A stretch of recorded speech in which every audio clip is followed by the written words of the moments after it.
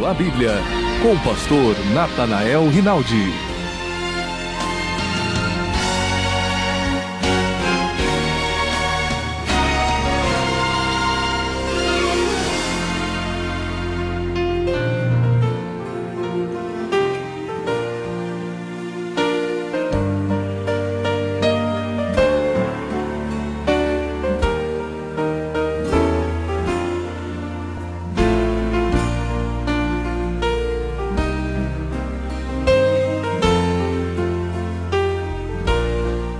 Romanos capítulo 5,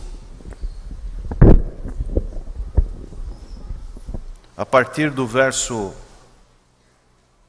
17.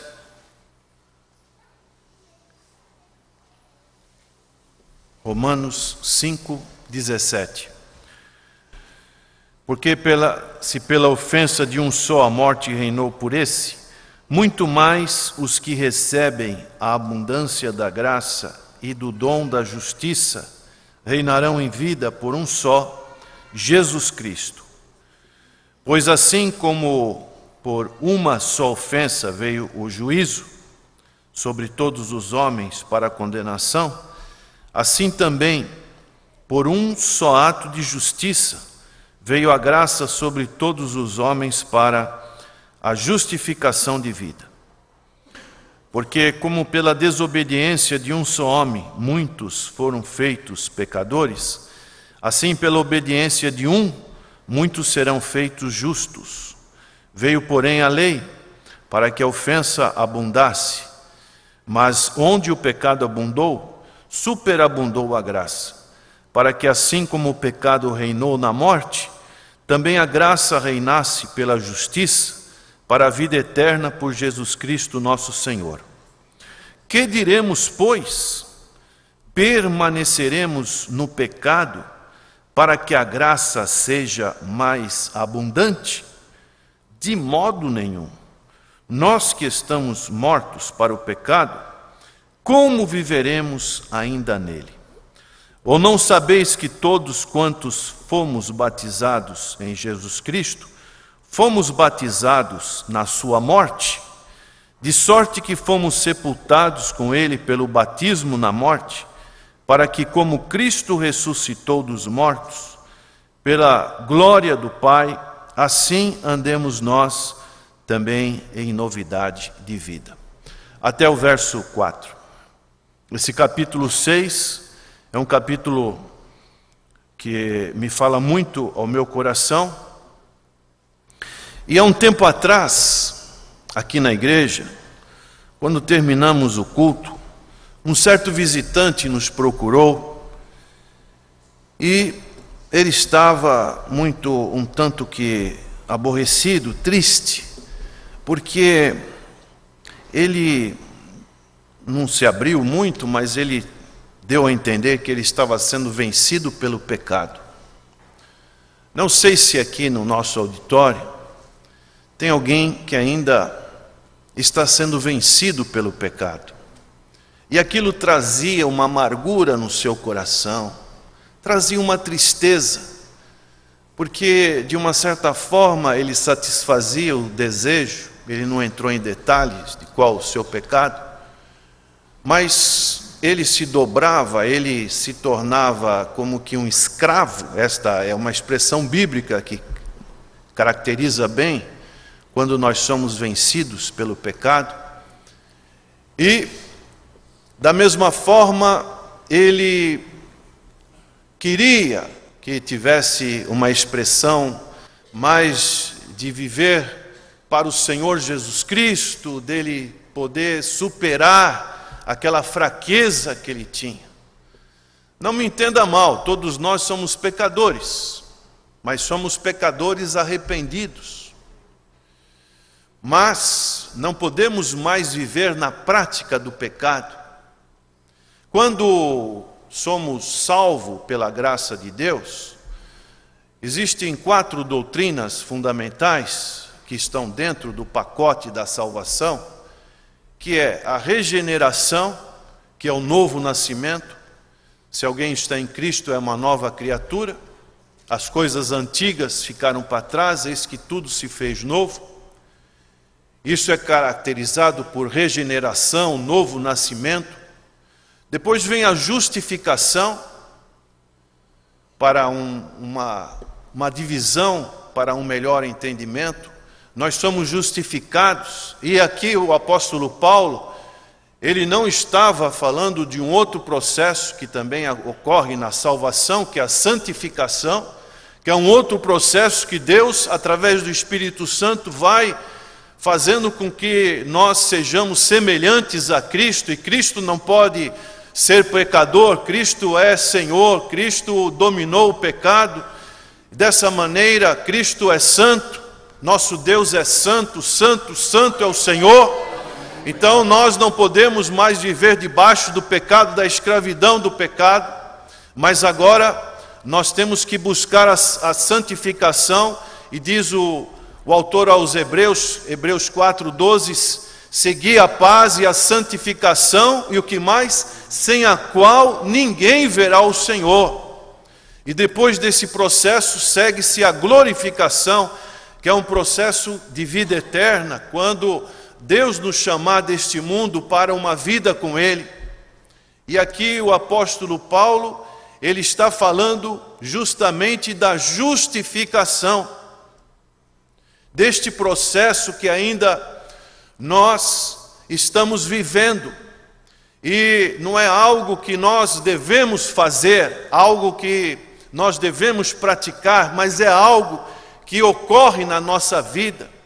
Hoje é muito importante as experiências, as coisas que as pessoas dão os seus testemunhos, as bênçãos que as pessoas participam, mas é muito mais importante aquilo que a palavra de Deus nos diz a respeito de nós, da nossa condição diante do Senhor, e o que o Senhor fez para que a nossa condição agora pudesse ser uma condição que estivesse dentro de uma realidade, dentro daquilo que Deus queria para nós. E o apóstolo Paulo, então, ele diz, eu quero agora me focar em dois versículos, o versículo 3 e o versículo 4, para a nossa meditação, aqui antes de participarmos da ceia do Senhor. E o apóstolo Paulo, ele é muito claro, ele antes apresenta uma premissa, um princípio, e depois ele chega a conclusões, ele chega a definições, e ele diz aqui no verso 1, que diremos, pois? Permaneceremos no pecado para que a graça seja mais abundante? Como este exemplo que eu citei. A pessoa queria permanecer no pecado, mas ao mesmo tempo ele queria a graça de Deus, e esta graça tinha que ser mais abundante, e o apóstolo Paulo então já rebate esta premissa, dizendo, de modo nenhum, nós que estamos mortos para o pecado, como viveremos ainda nele? E aí o apóstolo Paulo lhe apresenta um outro pensamento que diz, ou não sabeis, aqui entra a parte de experiência, ou não sabeis que todos quantos fomos batizados em Jesus Cristo, fomos batizados na sua morte. Cristo morreu, amém? Cristo morreu. Por que o Senhor Jesus Cristo morreu? Ele morreu para perdoar os nossos pecados. Ele foi o nosso substituto, aquele que expiou os nossos pecados, aquele do qual eu deveria morrer, mas ele se fez substituto meu, seu, para que através dele ele pudesse receber esta culpa que a palavra de Deus nos diz. Dessa maneira, nós fomos batizados na sua morte. A morte aqui significa que o Senhor Jesus, através da sua morte, ele teve que satisfazer a lei, que a lei nos acusava que nós éramos pecadores, éramos transgressores diante de Deus. Então Jesus, ele foi morto para satisfazer a lei e satisfazer também o pecado. E dessa maneira, nós temos que entender no contexto do que o apóstolo Paulo estava dizendo, porque antes a palavra de Deus não era dividida em capítulos e em versículos, mas era num todo. E o pensamento do apóstolo Paulo diz aqui no verso 12 do capítulo 5, ele diz assim: pelo que, como por um homem entrou o pecado no mundo, e pelo pecado a morte, assim também a morte passou a todos os homens, por isso todos pecaram. Todos nós recebemos uma culpabilidade através de quem? Através de Adão. Adão desobedeceu, nosso primeiro pai desobedeceu a lei de Deus. E dessa maneira todos se fizeram transgressores diante de Deus. Mas agora Deus providenciava um segundo Adão, um segundo homem. E este homem, ele não teve pecado, e ele se fez pecado por nós. E o apóstolo Paulo então está dizendo: vocês que foram sepultados ou batizados na sua morte, nós agora, através da morte do Senhor Jesus Cristo, nós fomos batizados nessa morte, significando o quê? Assim como nós recebemos o pecado de Adão, assim também nós estávamos recebendo uma substituição através da morte do Senhor Jesus Cristo, morte vicária expiatória. Esta morte estava trazendo benefícios que nós vamos estar meditando aqui. E no verso 4, o apóstolo Paulo, ele sobe mais um degrau. Sempre na sua sabedoria maravilhosa, que foi o grande apóstolo dos gentios, usado por Deus de uma maneira tremenda, ele vai subir um outro degrau. Sempre nas suas epístolas é assim que funciona. E ele diz: de sorte que fomos sepultados com ele pelo batismo da morte. Quem que é sepultado? Somente é sepultado aquele que o médico dá o quê? Um atestado de óbito. Ninguém vai ser colocado num caixão se não tiver um atestado de óbito. Realmente esta pessoa está morta. E nós aqui, é uma expressão tanto que complexa, aqui Paulo está dizendo que nós fomos sepultados. Aleluia. Significa que você agora está sem mais vida para a lei, para o mundo, para o pecado. Você recebeu um diagnóstico, um atestado de óbito, que você está sepultados com Jesus Cristo, sepultados com Ele pelo batismo na morte. Quantos aqui já passaram pelo processo do batismo? Já se batizaram nas águas e dessa maneira agora vão participar da ceia do Senhor. Você que ainda não é batizado e tem recebido a palavra do Senhor, é um mandamento, como nós já ouvimos no preâmbulo deste culto. É uma ordenança que o Senhor deixou para todos aqueles que creem, que sejam batizados no nome do Senhor Jesus Cristo e dessa maneira confesse publicamente que estão mortos para o mundo, para Satanás e para o pecado.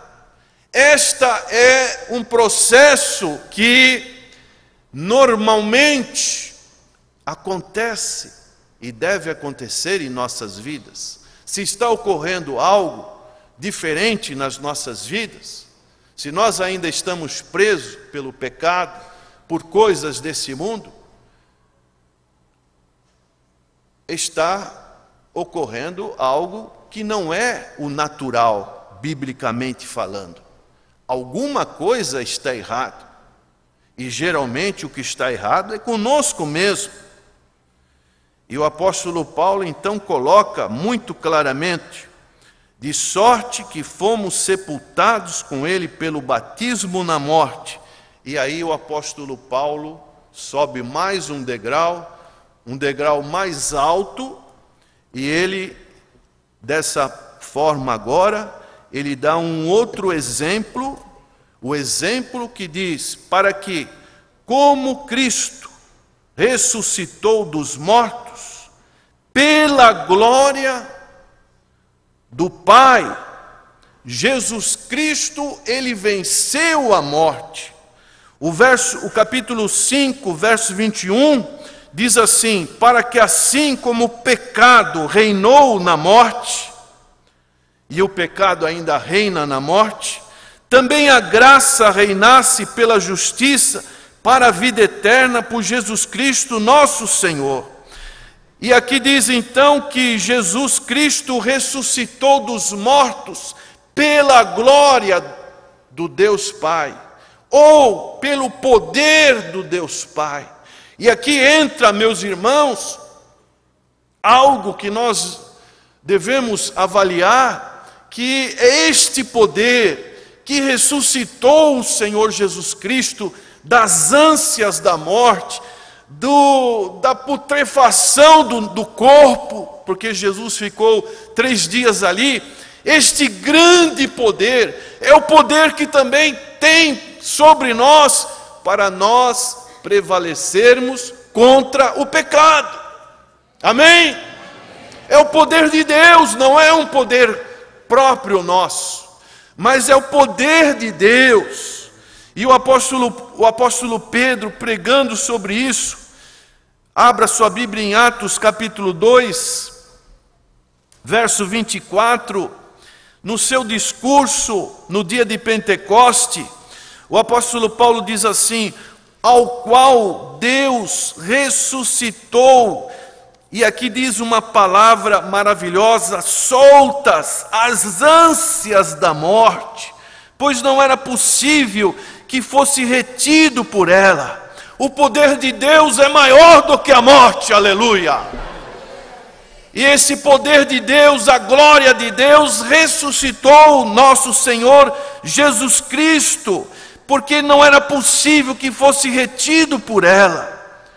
E aqui usa uma analogia com o Salmo 16, que foi escrito por Davi, que diz assim no verso 27, pois não deixarás a minha alma no Hades, nem permitirás que o teu sangue, o teu santo, veja a corrupção, aleluia. Então Jesus Cristo, na sua identidade carnal, ele ressuscitou, louvado seja o nome do Senhor. Como o pecado reinou na morte, também a graça reinasse pela justiça para a vida eterna, por Jesus Cristo nosso Senhor. Se formos para Hebreus, capítulo 2, verso 9, diz assim, Hebreus 2:9, vemos, porém, coroado de glória e de honra, aquele Jesus que fora feito um pouco menor do que os anjos, por causa da paixão da morte, para que pela graça de Deus provasse a morte por todos.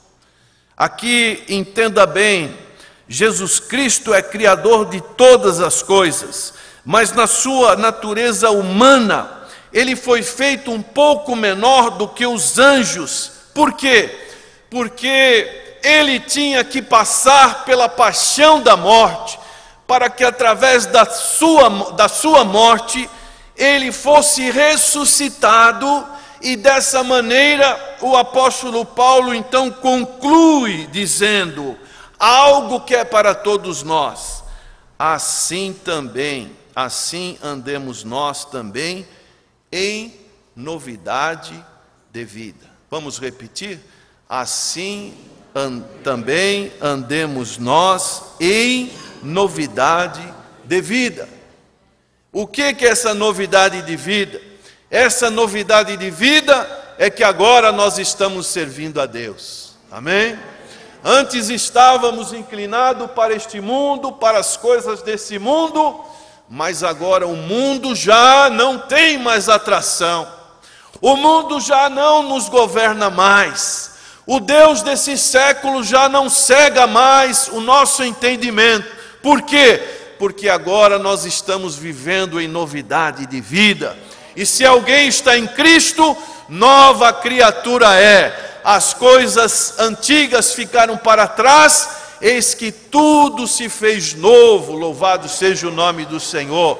E nessa noite nós estamos aqui para proclamar que nós queremos, estamos vivendo em novidade de vida com o Senhor Jesus Cristo.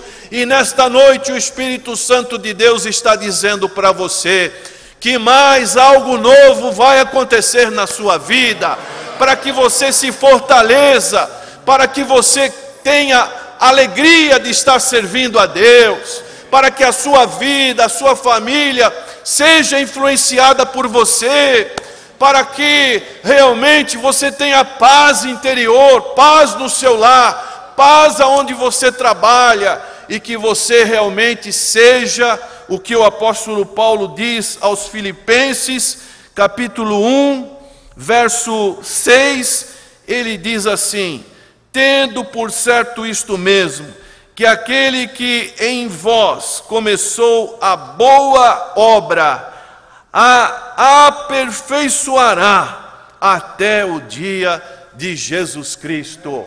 Deus começou uma boa obra na sua vida. É como alguém que faz uma casa, alguém que faz uma reforma, às vezes precisa demolir, e quando tem aquele entulho da demolição, é algo terrível, logo tem que tirar aquele material que não serve para nada.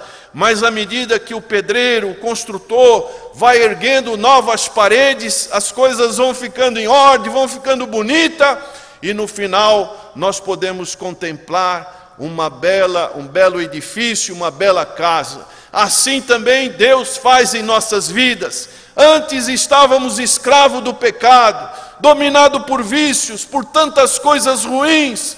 Muitos entraram com as suas vidas destruídas, mas conheceram o poder do Senhor Jesus Cristo. Este poder que ressuscitou o Senhor Jesus Cristo dos mortos. E esta vida agora é uma vida que está sendo lapidada, está sendo aperfeiçoada, até que um dia seja uma obra completa, aleluia. Deus quer fazer isso em nós, como diz aqui também no verso 14, porque o pecado, verso 14 do capítulo 6 de Romanos, porque o pecado não terá domínio sobre vós, pois não estáis debaixo da lei, mas debaixo de quem? Debaixo da graça. Todos nós estamos debaixo da graça. Então, meus irmãos, não podemos fazer esta graça algo desmerecedor, mas, como diz aqui no verso 20 do capítulo 5 de Romanos, onde o pecado abundou, superabundou a graça. E a graça está aqui nesta noite, através da pessoa bendita de nosso Senhor Jesus Cristo. E o nosso desejo é que, ao participar desses elementos, você receba cada vez mais dessa graça na sua vida, deste poder que ressuscitou o Senhor Jesus, da ânsia da morte, esteja sobre você, para que você possa viver uma vida que agrade ao Senhor, a sua alma esteja sempre satisfeita com o Senhor Jesus Cristo, e que você seja uma grande bênção, aonde você estiver, onde você for, você seja uma bênção nas mãos de Deus. Que Deus nos abençoe. Amém.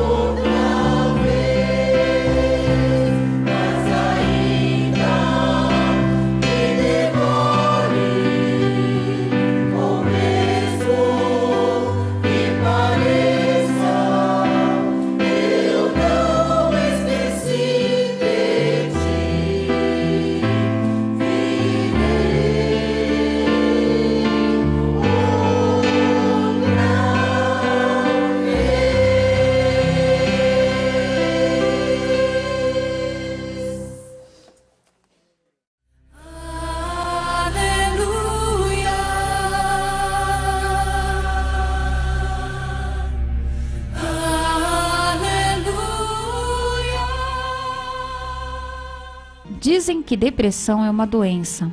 Eu tenho aprendido que depressão é uma doença da alma. Se isso é verdade, é correto afirmar que uma pessoa em depressão está endemoniada? Quero dizer ao nosso consulente que você está equivocado nessa afirmação de haver qualquer relacionamento entre depressão e problema espiritual de pessoa endemoniada. Em primeiro lugar, não podemos aceitar que um cristão que foi comprado, como diz 1 Coríntios 6, 19 e 20, fostes comprados por bom preço, glorificai, pois, a Deus no vosso corpo e no vosso espírito, que pertencem a Deus, que seja uma pessoa suscetível de ser possessa por uma doença chamada depressão. Bom, então o que nós dizemos da depressão? Depressão é uma doença. Há uma série de evidências que mostram alterações químicas no cérebro da pessoa que se tornam assim deprimidas, principalmente com relação aos neurotransmissores. E, à luz da Bíblia Sagrada, vamos encontrar também que houve homens de Deus no passado que chegaram a ter esse problema de depressão. Um caso deles é o muito conhecido profeta Elias. Quando ele foi ameaçado pela rainha Jezabel, que mandou uma mensagem para ele agressiva, o que aconteceu com os profetas de Baal, que foram mortos, até amanhã você vai estar morto também. Diz o texto bíblico que ele fugiu, se refugiou numa caverna. Quando Deus foi em encalço dele, que faz aqui, Moisés? Ah, estou cansado, estou deprimido, eu estou angustiado, porque mataram os teus profetas, só sobrou eu. Estava reclamando da vida num estado de instabilidade emocional muito grande. E Deus viu esse problema, permitiu-lhe que ele descansasse, dormisse. Veio um anjo, trouxe alimento para ele, pão e água. Ele comeu o pão, bebeu a água, dormiu. Quando se levantou, já estava de novo normal, pronto para fazer uma caminhada, para atender a chamada de Deus para um trabalho que lhe era peculiar. Então são momentos difíceis na vida de uma pessoa que precisa ser ajudada com nossas orações e não encarar como se fosse um tipo de manifestação demoníaca. Há tratamento médico, deve procurar a luz da Bíblia Sagrada. Se a resposta da oração não se fez, procura um médico especialista no caso e resolva o seu problema e sirva a Deus com entusiasmo, com alegria, com o seu coração voltado para Ele, como diz o Salmo número 100, servi ao Senhor com alegria, apresentai-vos a Ele com cântico. Com depressão não dá, mas livre é possível que isso se manifeste.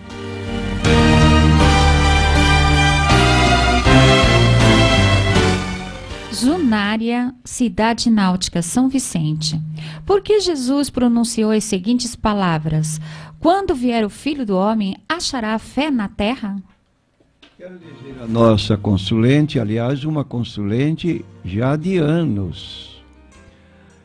Irmã Zunária, eu quero dizer o seguinte, que em Mateus 24, versículos 1 a 13, quando Jesus foi interrogado sobre sinais que se dariam antes da sua volta, o prenúncio da sua volta, que estaria breve, ele deu uma relação de sinais: fome, peste, terremotos, e nação contra nação, reino contra reino, etc. E um deles, ele mencionou: por se multiplicar a iniquidade, o amor de muitos esfriará. Ora, a iniquidade tem se elevado drasticamente nos últimos dias. Hoje, vivemos aquele período que antecedeu o dilúvio, comamos e bebamos, aproveitemos a vida, o que levamos dela. E Deus não tem lugar na vida de uma pessoa hoje. Só tem, às vezes, teoricamente, quando se vê no momento de necessidade. Mas, regularmente, não. Ora, diminuindo o amor a Deus, obviamente, também diminui a fé.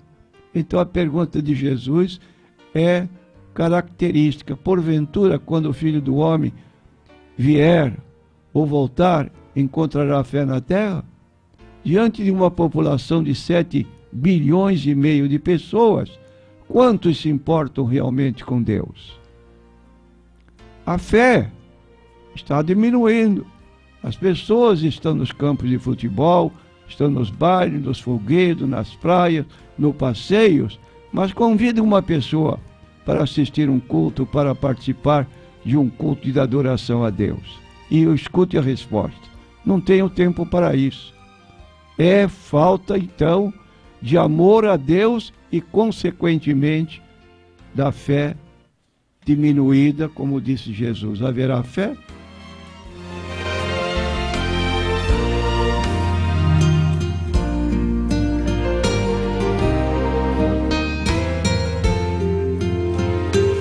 Emerson, da Ponta da Praia, aqui em Santos. Ouvi de um pastor que o dízimo não é um mandamento depois do nascimento e morte de Jesus. Há algum versículo no Novo Testamento que dê base para este ensino? Quero dizer ao Emerson que esse pastor não se explicou direito. E você perguntará por quê? Porque pela primeira vez que nós lemos na Bíblia a respeito do dízimo, não havia lei. Capítulo 14, versículo 18 a 22 do livro de Gênesis, quando Abraão espontaneamente se encontrou com Melquisedeque, e ali ele deu o dízimo de todos os bens que ele havia adquirido, e foi abençoado por Melquisedeque, e esse registro de Gênesis 14 é repetido no livro de Hebreus, capítulo 7, versículos 1 a 4. Notando nós, então, que querer um mandamento para pagar o dízimo, nós não estamos sujeitos à lei de Moisés. E quero dizer mais, lei de Moisés não se limita a 10 mandamentos. Quem prega que decálogo é uma lei isolada, está errado. A Bíblia fala de uma lei única, com 613 mandamentos, e para a obediência desses mandamentos, até hoje só uma pessoa cumpriu a lei, foi Jesus, e cumpriu por nós. Logo, falar em dízimo que não há mandamento, ora, nós temos o exemplo bíblico do livro de Gênesis, temos o exemplo bíblico do capítulo 28 de Gênesis, do próprio Jacó, que fez um voto a Deus de pagar dízimo. E nós temos o capítulo 23 de Mateus, quando Jesus reitera o que os judeus faziam dentro da lei. Eles pagavam os dízimos das coisas mínimas. Ai de vós, escribas e fariseus hipócritas, pois que dizimais a hortelã e o endro e o cominho, e desprezais o mais importante da lei, o juízo, a misericórdia e a fé. Deveis, porém, fazer estas coisas e não omitir aquelas. Fazer o quê? O principal, o juízo, a misericórdia e a fé. E não omitir o quê? As coisas mínimas. Então o dízimo não é da lei. Foi incorporado à lei. E no Novo Testamento, nós não encontramos realmente um preceito para pagar o dízimo, mas encontramos que o dízimo deve ser pago por uma questão de espontaneidade, como nós lemos no capítulo 9 do livro de 2 Coríntios, a partir do versículo 7. Cada um contribua segundo propôs no seu coração, não com tristeza ou por necessidade, porque Deus ama ao que dá com alegria. E Deus é poderoso para fazer abundar em vós toda a graça, a fim de que, tendo sempre, em tudo, toda a suficiência, abundeis em toda boa obra. Aí está, contribuir segundo propôs no seu coração espontaneamente. Então eu quero dizer ao Emerson, se você reconhece que Deus é o Senhor de tudo, como diz o Salmo 24, do Senhor é a terra e a sua plenitude e os homens que nela habitam. Eu me pertenço a Deus, 2 vezes, porque sou criação de Deus, e segunda, porque eu fui comprado com o precioso sangue de Cristo. Deus é o meu soberano. Eu reconheço que tudo que tenho, que ganho, que sou, é proveniente do amor de Deus. Como disse Davi na sua oração, capítulo 29 de 1 Crônica, nós te damos do que tu nos dás. Se você reconhece isso, nunca vai deixar de pagar o dízimo. Pelo contrário, você ainda dará ofertas, porque você tem gratidão a Deus, reconhecendo tudo que tenho foi Deus que me deu. Eu vou devolver parte para a sua obra, para a sustentação da obra, a obra de ministração, de pregação do Evangelho. E não esqueça também que o salário de pastor é bíblico. 1 Timóteo 5:18. Deus determinou que os que pregam o Evangelho, que vivam no Evangelho, tenham a sua subsistência através do que recebem da casa de Deus.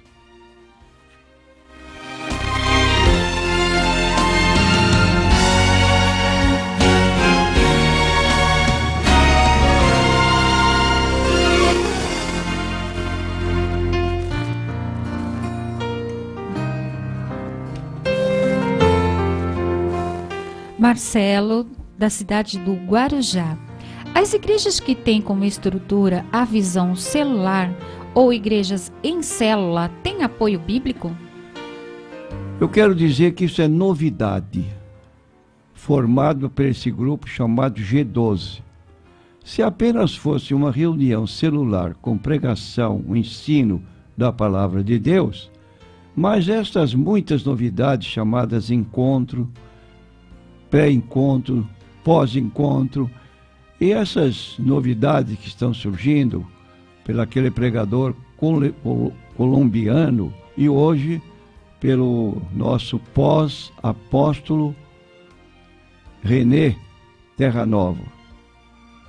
Eu não vejo razão para isso. Agora, deixando de lado esse título Visão Celular, o culto em casas domiciliares é uma oportunidade para pregar evangelho a pessoas que não gostam de entrar num templo de outra igreja, por exemplo, notadamente pessoas amigas católicas que têm receio de entrar num templo evangélico e podem ouvir a pregação do evangelho nas casas de pessoas vizinhas. Quanto a isso, essas reuniões que nós chamaríamos caseiras para reuniões evangelísticas tem cabimento.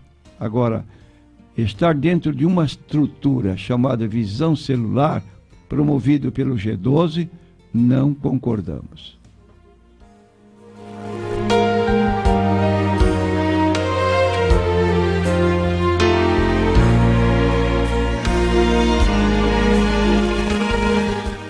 Presbítero Roberto de Jesus.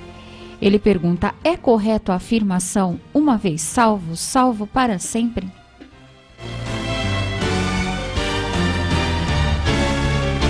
Nós queremos dizer ao nosso consulente que nós não concordamos com essa posição. Uma vez salvo, salvo para sempre. Por que não concordamos com essa posição?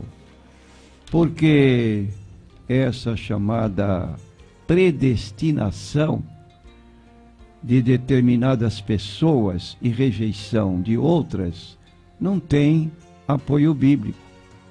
A ideia de uma predestinação é arbitrária de indivíduos que já foram selecionados ou escolhidos para serem salvos, enquanto outros definitivamente estão alijados, separados e não têm possibilidade alguma de participar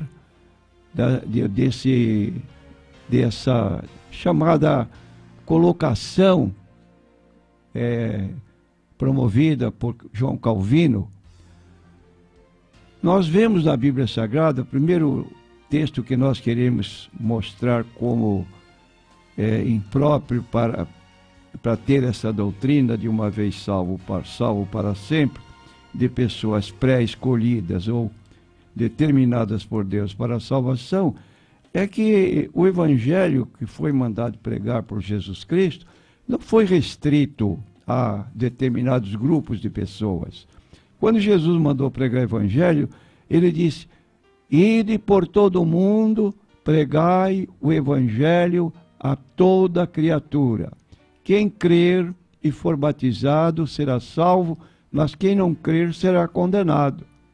Então a ordem de Jesus é mundial, é genérica, todos, porque todos somos pecadores. Quando Pedro entrou na casa de Cornélio, abrindo a boca, ele fez um discurso que está no capítulo 10, versículo 34 a 35. E abrindo Pedro a boca, disse: reconheço por verdade que Deus não faz acepção de pessoas, mas que lhe é agradável aquele que em qualquer nação o teme e faz o que é justo.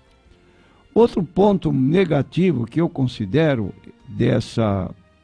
desse ensino de uma vez salvo, salvo para sempre, é que ensina que a obra expiatória e redentora de Cristo, ela tem uma aceitação parcial, não é para todo mundo, é só para os eleitos.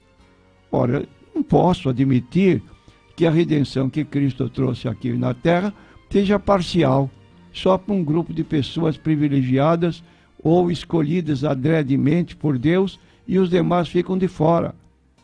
Eu prego, como disse 1 Timóteo, Paulo, e 12, versículo 4. Deus quer que todos os homens se salvem. Vou repetir. Deus quer que todos os homens se salvem e venham ao conhecimento da verdade. Logo, então, a salvação não é restrita. A expiação que Cristo realizou por nós não é também particular. Agora, quanto a essa condição de pessoas que uma vez salvo para sempre, como é que vamos aceitar, por exemplo, 1 Timóteo, capítulo 4, versículo 1, quando o apóstolo Paulo diz assim: e o Espírito expressamente diz que nos últimos tempos alguns apostatarão da fé. O que é apostatar da fé? É não perseverar. É deixar a salvação fora, porque um tempo era até um pregador, um pastor, segundo o conceito dele, estava salvo para sempre, mas apostatou da fé, tanto por atos sexuais, questão de moral, como também heresias. Como diz Paulo, aceitarão doutrinas de demônios. É incrível. E nós lemos mais na Bíblia Sagrada, no capítulo 10 do livro de Hebreus, que há pessoas que podem pecar deliberadamente. E quanto a isso, a Bíblia declara que eles fazem pouco caso da obra da redenção. Capítulo 10 do livro de Hebreus, versículo 26. Se pecarmos voluntariamente depois de termos recebido o conhecimento da verdade, já não resta mais sacrifício pelos pecados, mas uma certa expectação horrível de juízo e ardor de fogo que há de devorar os adversários. Quebrantando alguém a lei de Moisés, morre sem misericórdia só pela palavra de 2 ou 3 testemunhas. Agora escute só.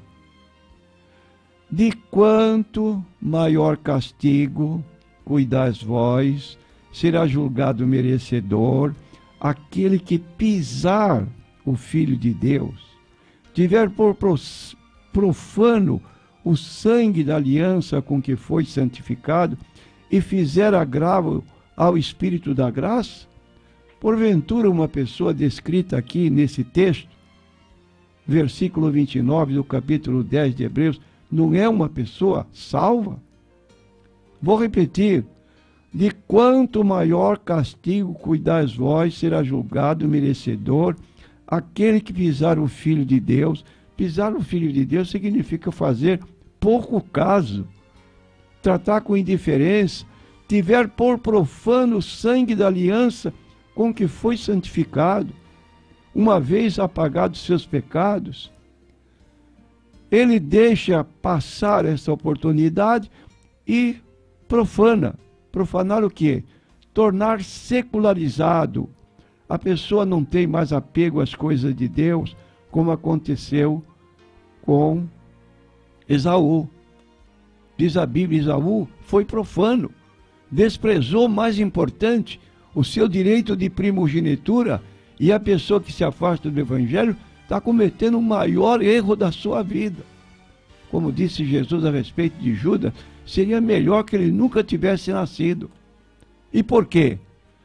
Porque bem conhecemos aquele que disse, minha é a vingança, eu darei a recompensa, diz o Senhor, e o Senhor julgará o seu povo. E conclui o versículo 31. Horrenda coisa cair na mão de um Deus vivo.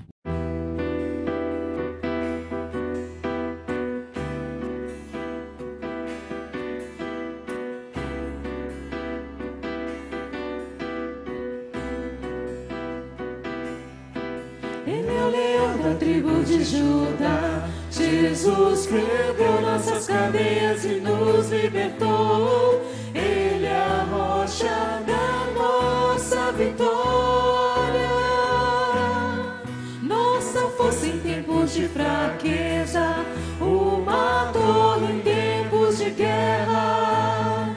Ó, esperança de Israel. Ele é o leão da tribo de Judá. Jesus quebrou nossas cadeias e nos libertou. Ele é a rocha da nossa vitória, nossa força em tempos de fraqueza, uma torre em tempos de guerra. Ó, esperança de Israel. Ó, esperança de Israel.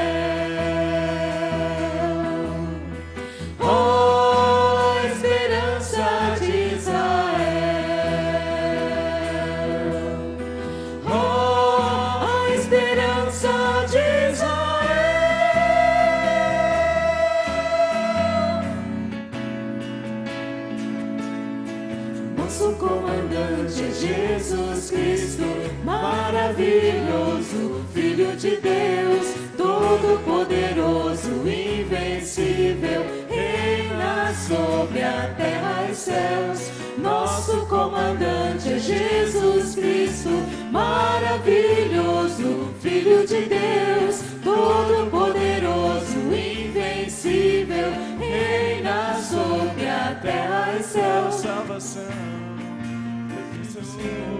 dono da minha vida, que me fez mais que vencedor. Nosso comandante é Jesus Cristo, maravilhoso, Filho de Deus, todo-poderoso, invencível, reina sobre a terra e céu. Salvação pertence ao Senhor, dono da minha vida, que